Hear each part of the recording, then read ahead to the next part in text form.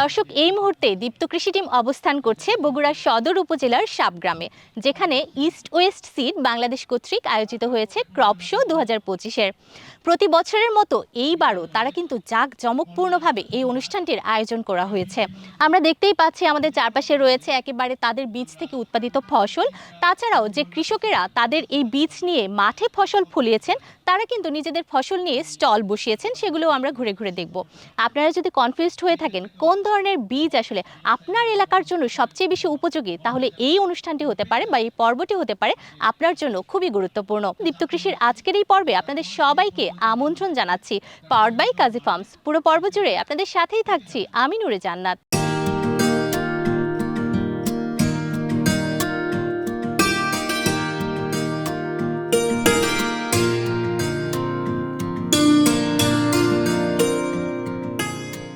আপনি তো east West seed বাংলাদেশের কান্ট্রি ম্যানেজার হিসেবে দায়িত্ব পালন করছেন এবং 3 বছর ধরে আমরা আসলে আপনাদের এই ক্রপ শো আয়োজনে এসে থাকছি। দীপ্ত কৃষি টিম তৃতীয়বারের মতো আসলাম। কত বছর ধরে এটা হচ্ছে এবং এই যে ইস্ট ওয়েস্ট সিড, এটাকে ঘিরে আপনাদের ভবিষ্যৎ পরিকল্পনা কি বা কিভাবে এটা যাত্রাটা হয়েছিল, পুরো বিষয়টা যদি আমাদেরকে একটু বলতেন। আসলে ইস্ট ওয়েস্ট সিড একটি global company.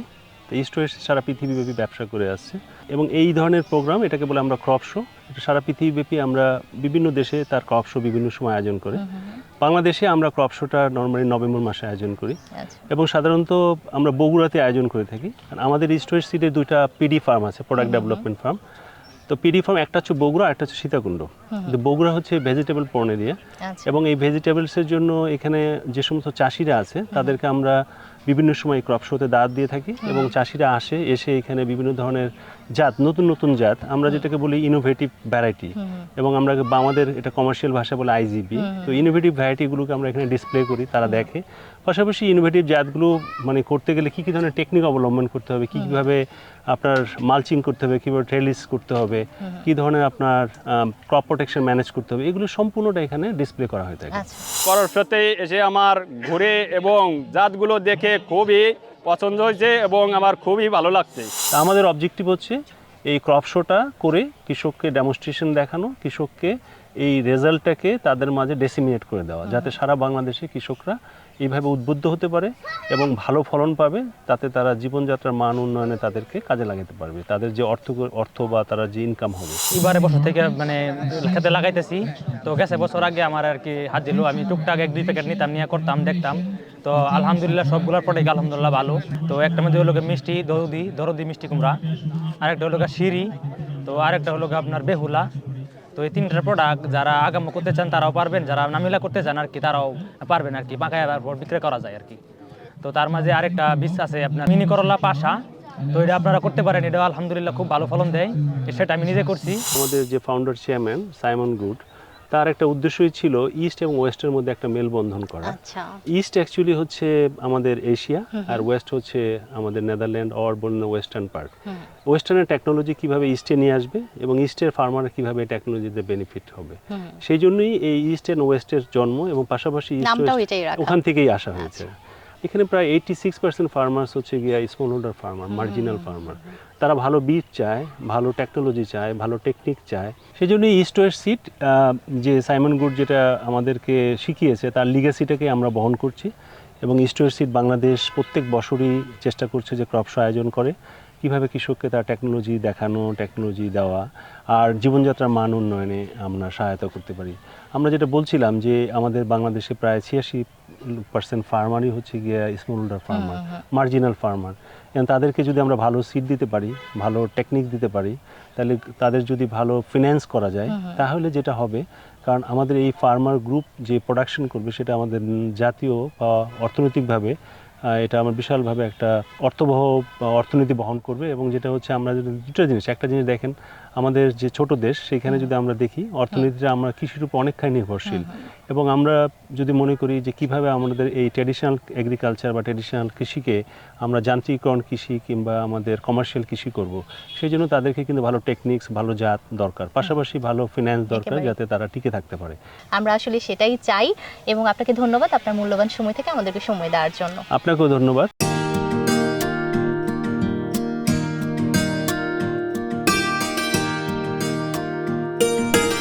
Nice to meet you, Zian. My first question would be, how is East West Seed performing globally, specifically in Bangladesh, and what's your future plan? Overall, I would say that we've been performing quite well. So I think we're quite uniquely positioned because we operate in the tropical market. So we have very unique varieties. And Bangladesh for us is really a country where we see the possibility of bringing innovation and really working hand in hand with growers. So we have a very strong knowledge transfer team here where we really work to educate growers. And in addition, we've also established ourselves with leading varieties here in cucurbits, so mostly in pumpkin, bitter gourd, cucumber. And we also are bringing in some onions. So we hope really that we can become a staple, with growers in Bangladesh and also with the public so that they can discover the varieties that we bring and that they can cook with and discover and really enjoy because we have very unique tastes and very performing varieties. Thank you, Jian, for your precious time. আমি professor Jamilur Rahman Sherebangla কৃষি বিশ্ববিদ্যালয়ের উদ্ভিদ প্রজনন এবং কলিতত্ত্ব বিভাগের একজন শিক্ষক। আমি মূলত ফসলের উন্নয়ন নিয়ে কাজ করি। তো আজকের ইস্ট ওয়েস্ট কোম্পানির শীর্ষ হতে আসতে পেরে খুব আনন্দিত মনে করতেছি। এখানে তারা কিছু ভ্যারাইটি নিয়ে আসছে নতুন বিভিন্ন সবজি ফসলের। আমি মনে করেছি সেই সব ফসল জাতগুলি আগামী দিনে যেন আমাদের জলবায়ু মোকাবেলায় আমাদের কৃষকদেরকে উচ্চ ফলনশীল ক্রপ হারভেস্ট করতে তাদের সহযোগিতা করবে।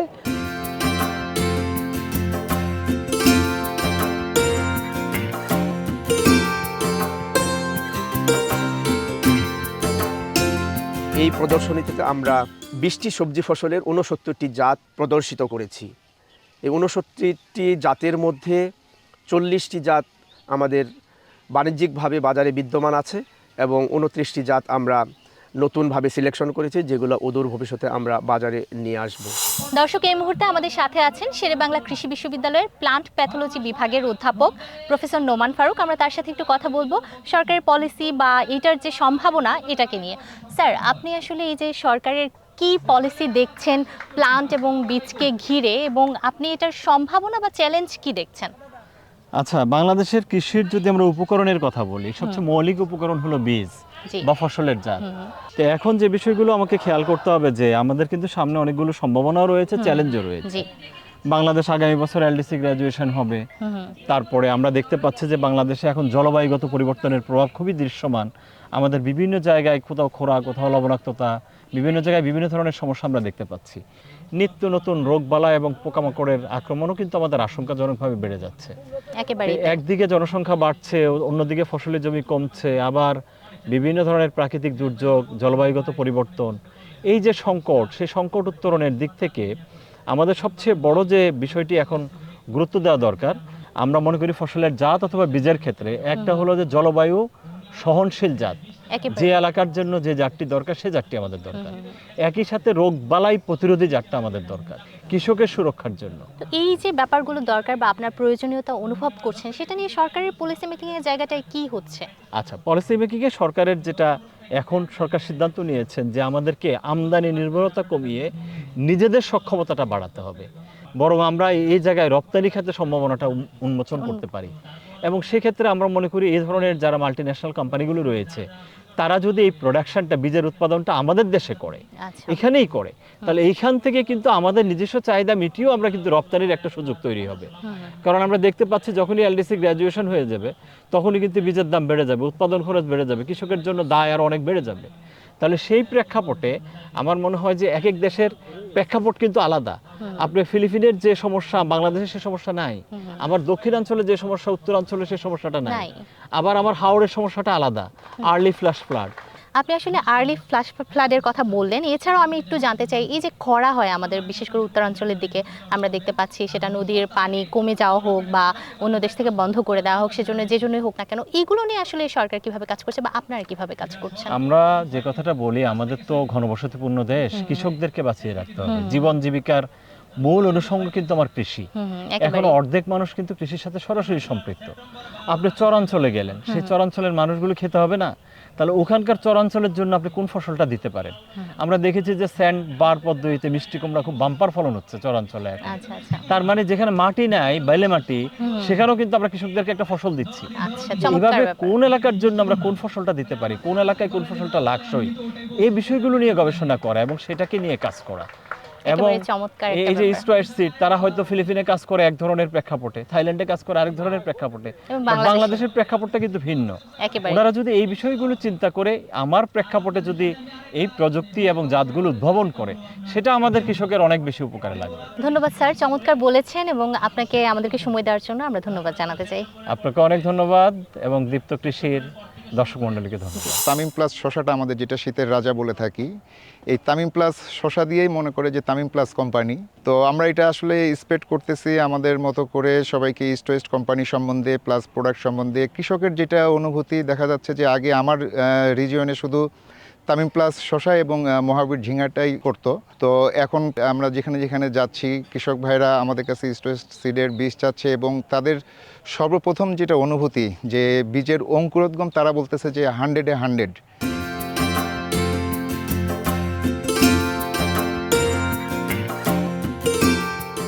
As you know, Bangladesh is an agriculture dependent country. So what's your plan or your country's plan based on agriculture in this country?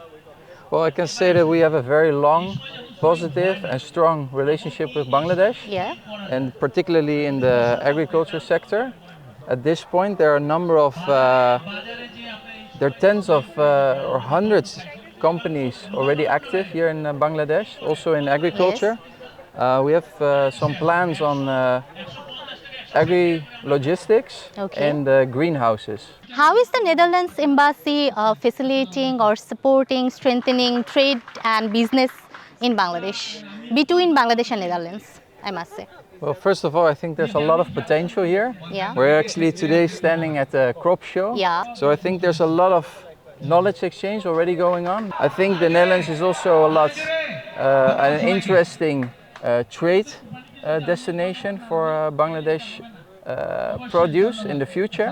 So looking forward to work together in bringing that trade to that point. So there's actually a trade of seeds coming in and products going out of Bangladesh. We hope for the best.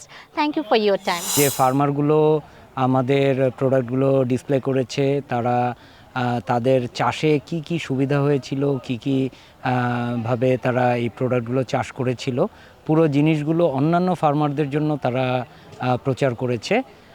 তো এর মাধ্যমে বিভিন্ন অঞ্চলের ফার্মাররা জেনেছে যে east West সিডের প্রোডাক্টগুলো কিভাবে তারা আরও ভালোভাবে চাষ করতে পারে এবং এর মাধ্যমে কৃষকদের জীবনযাত্রার যে মান উন্নয়ন সেই জায়গাতে তারা একটা পজিটিভ ইম্প্যাক্ট পেয়েছে।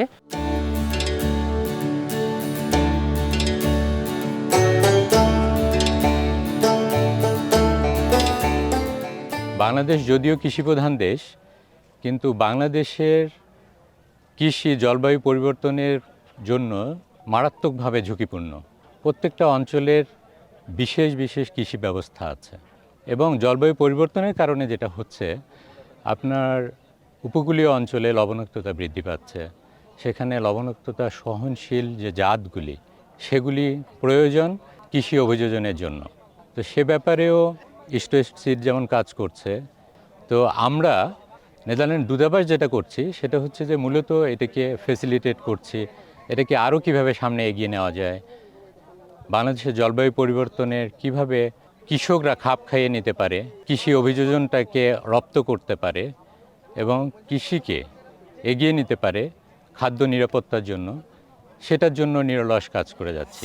The first question of mine, that what key activities is East West Seed currently focusing on in Bangladesh? We look at the needs of the farmers in terms of earning power.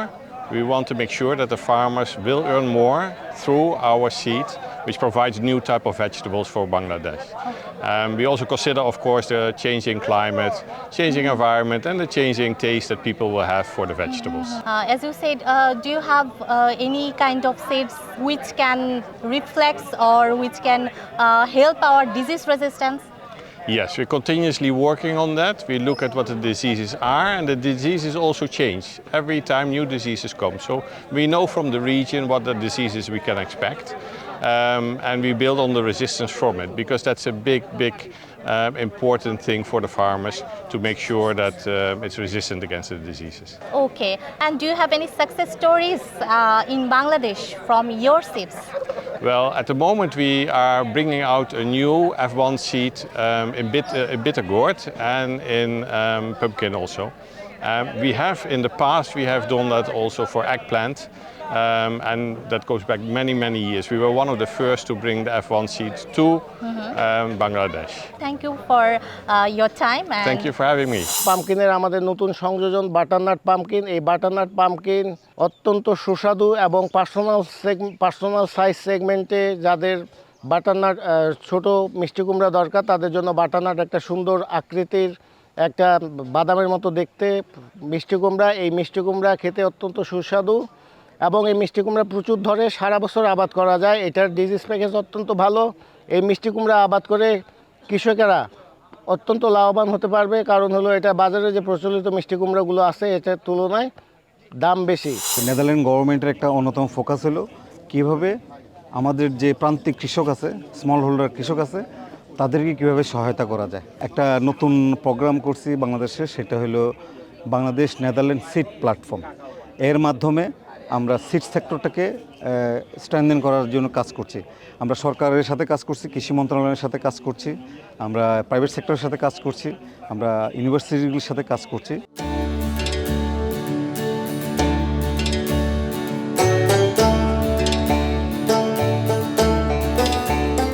My name is Conrado Balatero.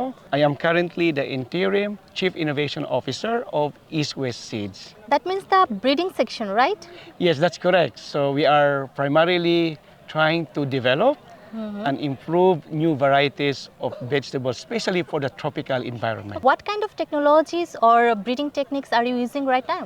Yeah, it's actually a combination of techniques, but I think before I would like to share what kind of technique, it is important also to acknowledge that before we breed varieties, it is important also first to understand what the farmers really are needing in terms of their pain points, right? Yes. So it's important to listen to them.